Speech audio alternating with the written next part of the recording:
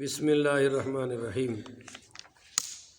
معزز محترم محتشم سامعین حضرات، آج کا درس قرآن انشاءاللہ سورہ آل عمران آیا نمبر 29 تا 32 تک ہوگا انشاءاللہ۔ دعا فرمائیں کہ اللہ تعالیٰ شرح صدر کے ساتھ حق سچ بیان کرنے کی توفیق عطا فرمائے۔ یہ 32 نہیں 34 تک ہوگا جی انشاءاللہ، 34 تک دعا کریں کہ اللہ تعالی ہمیں عمل کی بھی توفیق عطا فرمائے۔ لا يتخذ المؤمنون الکافرین اولیاء من دون المؤمنین، کہ نہ بنائیں مومن کافروں کو اپنا دوست مومنوں کو چھوڑ کر۔ بولیے مومنوں کو چھوڑ کر۔ بعض یہودی انصار صحابہ سے بڑی دوستی رکھتے تھے اور دوسرے صحابہ ان کو منع کرتے تھے کہ بھئی یہ تمہارا ایمان برباد کر دیں گے، ان سے دوستی چھوڑ دو۔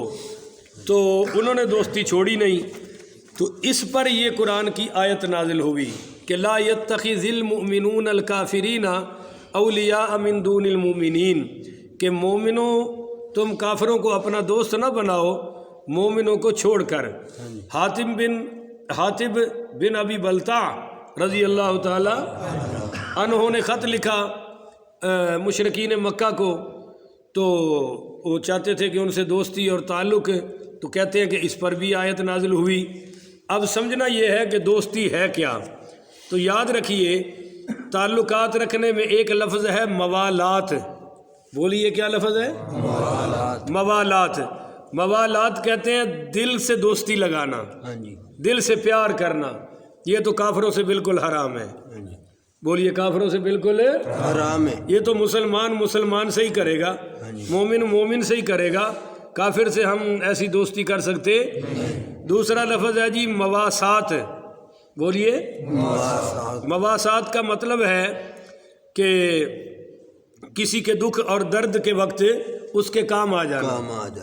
اگر کوئی مشکل میں ہے اس کی مدد کر دینا، کوئی پیاسا ہے اس کو پانی پلا دینا، کوئی بھوکا ہے اس کو کھانا کھلا دینا، کوئی ننگا ہے اس کو روٹی کپڑا عطا کر دینا۔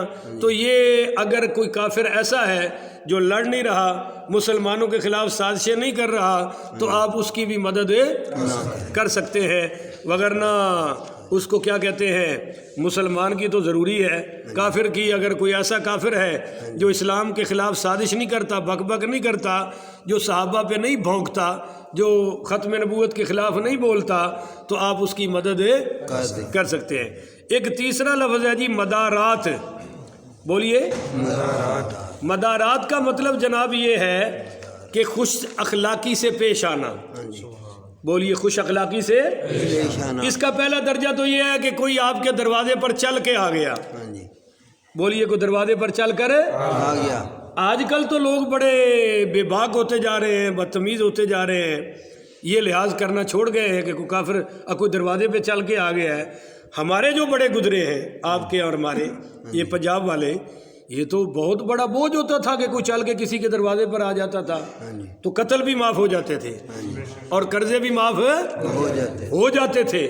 تو یہ خوش اخلاقی ہے۔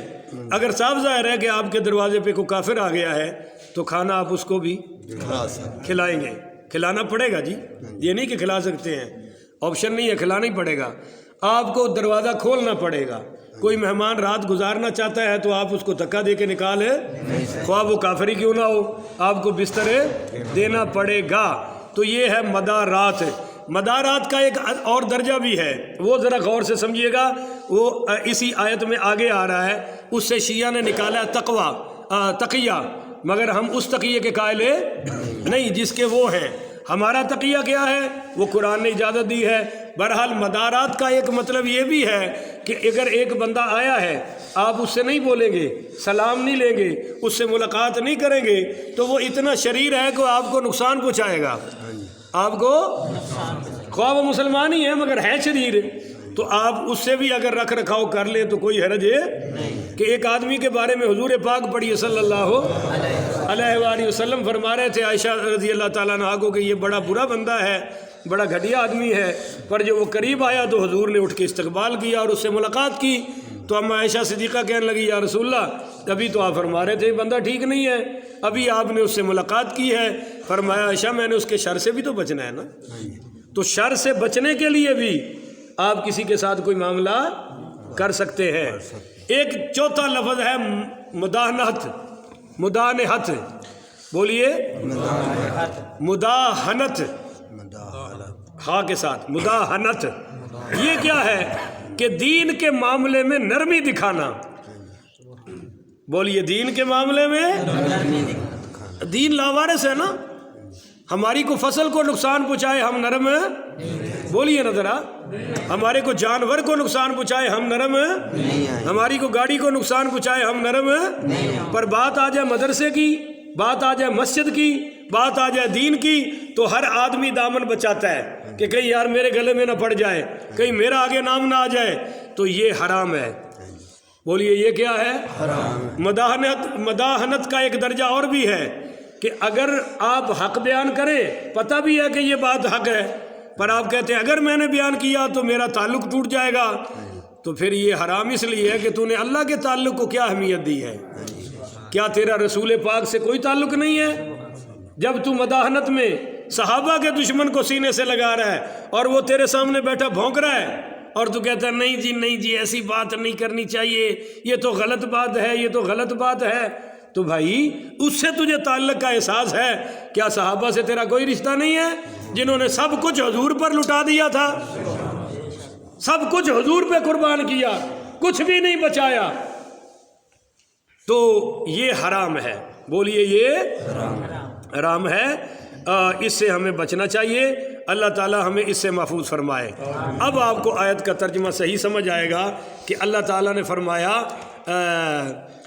لا يتخذ المؤمنون الكافرین اولیاء من دون المؤمنین، کہ کوئی مومن کسی کافر کو دوست نہ بنائے، خاص کر مومنوں کو چھوڑ کر، بولیے مومنوں کو، ومن يفعل ذلك، جس نے ایسا کیا، فلیس من اللہ فی شیء، اس کا اللہ سے کوئی تعلق نہیں ہے، اس کا اللہ سے کوئی تعلق نہیں ہے، الا، ہاں مگر، ان تتقوا منہم تقاتا، اس حالت میں کہ تم اپنا بچاؤ کرنا چاہتے ہو، بولیے تم اپنا بچاؤ کرنا چاہتے ہو، مثلا جان پہ بچانے کے لیے حضرت آل یاسر نے تو ظلم و ستم سہے، شہید ہو گئے، پر حضرت یاسر کو جب انہوں نے بہت زیادہ مارا اور کلمہ کفر بلوانا چاہا تو آپ نے بول دیا اور جان بچا لی، اور کہا اگر کہ یا رسول اللہ میں نے تو غلط جملہ بول کر جان بچائی ہے، فرمایا اس وقت تیرے دل میں کیا تھا جب تم نے زبان سے وہ جملہ بولا؟ تو کہنے لگے یا رسول اللہ میرا دل تو ایمان سے بھرا ہوا تھا، دل تو میرا ٹھیک تھا، تو فرمایا تجھے اجازت ہے، بولیے تجھے اجازت ہے، یہ اتنی کی بات ہے، پر اس پر بھی ہمارے علماء نے لکھا ہے کہ اگر مشکل آ جائے جان دے دو، کفر کا کلمہ نہ بولو، تو یہ زیادہ عظیم ہے، بولیے یہ زیادہ عظیم ہے۔ ہمارے کسی مسلمان مفسر نے کوئی 40 تفاسیر تو میں دیکھ کے آ رہا ہوں آپ کے پاس پہنچنے سے پہلے، کسی ایک نے بھی نہیں لکھا کہ تم کلمہ کفر نہ بولو گے تو بے ایمان ہو جاؤ گے یا تمہارا ایمان ختم ہو جائے گا۔ وہ کہتے ہیں اگر جان بچانے کے لیے بولا تو جیسے جان بچانے کے لیے خنزیر کا گوشت کھانا جائز ہے مجبوری کے وقت، تو ایسے آپ خنزیر کا گوشت سمجھ کے اگر کفر کا جملہ بول لیں اور جان بچ جائے تو بچا سکتے ہیں، پر اگر نہ بچائیں، کیونکہ اب بچا لی تو کب تک بچے رہو گے؟ آخر تو مرنا ہی ہے نا، تو ذرا ڈٹ کے مر جاؤ، شہید ہو کے مر جاؤ، تو اس سے اعلیٰ موت ہے؟ بڑے بڑے صحابہ کے واقعات ہیں۔ اس کے برخلاف شیعوں کا عقیدہ یہ ہے کہ لا ایمان لمن لا تقیۃ لہ، جس نے اس کا ایمان ہی کوئی نہیں جس نے اپنا مذہب نہ چھپایا، اور انہوں نے کہا کہ وہ کبھی نہیں بخشا جائے گا جو تقیہ نہیں کرے گا، جو شیعہ اپنا مذہب نہیں چھپائے گا۔ بھئی آخر مذہب چھپانے پر اتنا زور کیوں ہے؟ ہاں کہتے ہیں جب تک امام مہدی نہ آ جائے، جب امام مہدی آئیں گے اور معاذ اللہ وہ حضرت ابو بکر و عمر کو قبروں سے نکال کر الٹا لٹکا کر کوڑے ماریں گے، اس وقت ہم شیعہ اپنا ایمان ظاہر کریں گے، استغفر اللہ العظیم۔ لہذا اس سے پہلے کوئی شیعہ اپنے آپ کو ظاہر، اگر کسی شیعہ نے اپنے آپ کو ظاہر کر دیا تو وہ اگر مر گیا تو وہ شہادت کی موت نہیں مرے گا، اس نے سارے شیعوں کو رسوا کر دیا۔ آخر وہ کون سا مذہب ہے جو اتنا چھپانا اور چھپا کر رکھنا ایمان کی علامت ہے؟ وہ یہی ہے جو صحابہ کو گالیاں دیتے ہیں، وہ یہی مذہب ہے کہ اس وقت تک نماز قبول نہیں ہوتی جب تک ابو بکر و عمر پہ معاذ اللہ لعنت نہ ڈالی جائے۔ صاف ظاہر ہے اگر کوئی شیعہ اس ایمان کو کھولے گا تو انشاءاللہ اہل سنت کے ہاتھوں سے سلامت ہے، بولو نا، پھر ایسا کتا کتے کی موت ہی مرے گا، اور جو بولے ہیں وہ مرے ہیں۔ ہم حکومت کو یہی بتا رہے ہیں کہ جب تک یہ اندر رہیں گے بچ کے رہیں گے، جب نکلیں گے تو پھر آوارہ اور پاگل کتوں کو کوئی بھی برداشت ہے۔ وہ اسی لیے کہتے ہیں مذہب بچاؤ، جب 313 شیعہ مومن ہو جائیں گے تو امام مہدی نکل آئیں گے۔ وہ جناب امام مہدی کا ہے ان کے ہاں، وہ کسی غار میں، منسرائی غار میں چھپے ہوئے ہیں عراق کی، تو یہ ہر رات وہ سال ایک دن آتا ہے جس میں یہ چٹھیاں لکھ لکھ کے نہر میں پھینکتے ہیں، امام صاحب آ جاؤ، امام صاحب نکل آؤ، سنیا نے ساڈا جینا حرام کر چھڑے ہے، تسی نکلو اسی انہوں پھر مارنا ہے، وغیرہ وغیرہ۔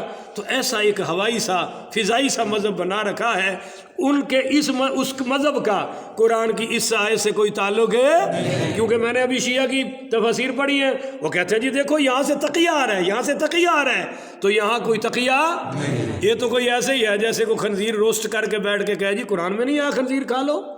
بھائی قرآن میں آیا ہے جب جان جا رہی ہو اور کوئی حلال چیز پاس ہے تو تم ایک آدھ لقمہ کھا لو اور جان بچا لو تو کوئی حرج ہے؟ اتنی بات ہے۔ اس کو یہ کہا آگے ابھی روسٹ کر کے لگا کے پلیٹوں میں کھلاؤ، مہمان نوازی بھی کرو۔ تو اس طرح ہی انہوں نے فائدہ اٹھایا ہے۔ وَيُحَذِّرُكُمُ اللَّهُ نَفْسَهُ، اللہ تعالیٰ تمہیں ڈراتا ہے اپنی ذات سے، تمہیں ڈراتا ہے اپنی ذات سے، یعنی اپنی ذات سے ڈر جاؤ، اس سے مراد آپ کی اپنی ذات بھی ہے اور اللہ کی ذات بھی، یعنی میرے عذاب سے ڈر جاؤ، میں تمہیں اپنے عذاب سے ڈراتا ہوں، عذاب قبر سے ڈراتا ہوں، جہنم کی سختی سے ڈراتا ہوں اور قیامت کی سختی سے ڈراتا ہوں۔ تو وَإِلَى اللَّهِ الْمَصِيرُ، اور تم نے سب کر لوٹ کر بھی اللہ کی طرف جانا ہے۔ تو ایک مسئلہ تو بھائی حل ہو گیا، اب آگے